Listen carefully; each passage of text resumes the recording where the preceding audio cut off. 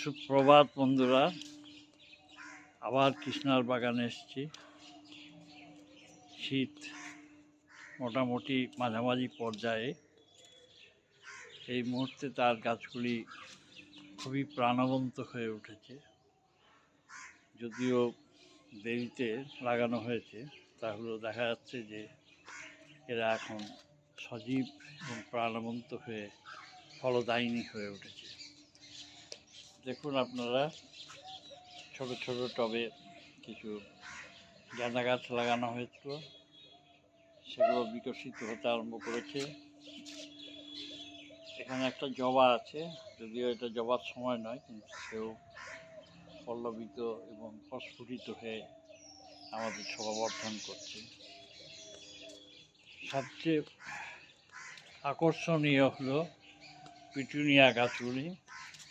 এগুলো হচ্ছে সব ডবল ভ্যারাইটি বা হাইব্রিড জাতীয়।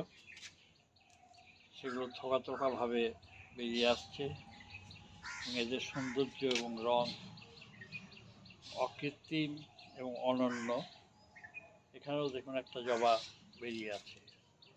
আস্তে আস্তে দু একটি নয়নতারাও উঁকি মারছে। আর কিছুদিন পর তারাও কিন্তু আমাদের বাগানের শোভাবর্ধন করবে। এখানে আছে ক্যাকটাস জাতীয় গাছ, সেগুলো কিন্তু আমার সুন্দরভাবে আমাদের দৃষ্টি আকর্ষণ করছে। কাজে এক ঝলকে আপনারা দেখলেন যে কীভাবে হাইব্রিড পিটুনিয়াগুলি সারিবদ্ধভাবে দাঁড়িয়ে আছে এবং শোভাবর্ধন করছে। আর তার ডান দিকে আছে আমাদের চিরাচরিত পিটুনিয়া, যেগুলো সিঙ্গেল পেটাল হিসাবে পরিচিত। সেগুলোও কিন্তু বিভিন্ন রঙের সামঞ্জস্য রেখে বর্ধিত হচ্ছে। তারাও কিন্তু কোনো অংশে হাইব্রিডের চেয়ে কম যায় না।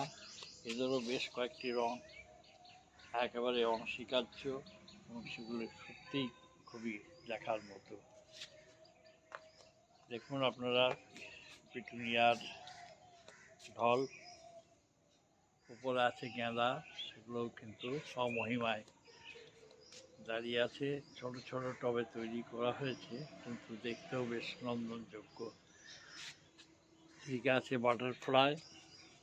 আর এই জায়গাটা হচ্ছে একটা ত্রিভুজের মতো, সেই জায়গাটাকে কিন্তু বেশ কিছু গাছ লাগানো হয়েছে সৌন্দর্যের কারণে।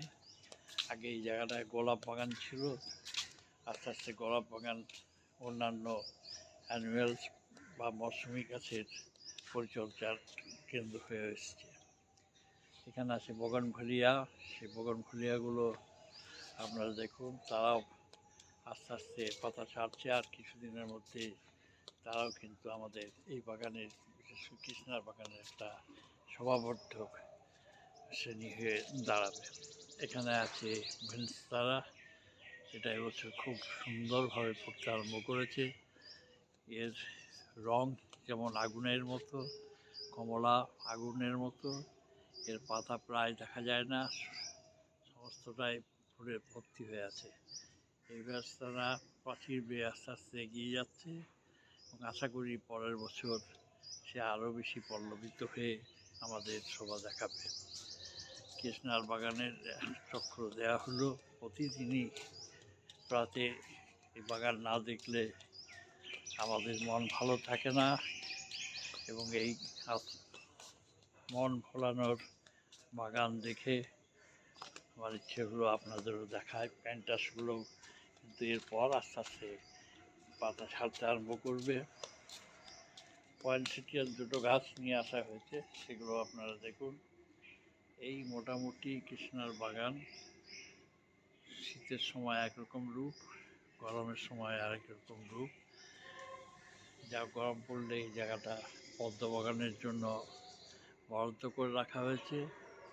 আশা করি মার্চ এপ্রিলের মধ্যে আমরা পদ্মের জায়গাগুলো দেখাতে পারবো। আজ এই পর্যন্ত থাক বন্ধুগণ। আপনারা মোটামুটি কৃষ্ণার বাগান দেখলেন, সেটি এখন পরিষ্কার পরিচ্ছন্ন করে রাখা হয়েছে এবং আশা করি আপনাদের ভালো লাগবে এই ভিডিওটি। নমস্কার, ভালো থাকুন, সুস্থ থাকুন।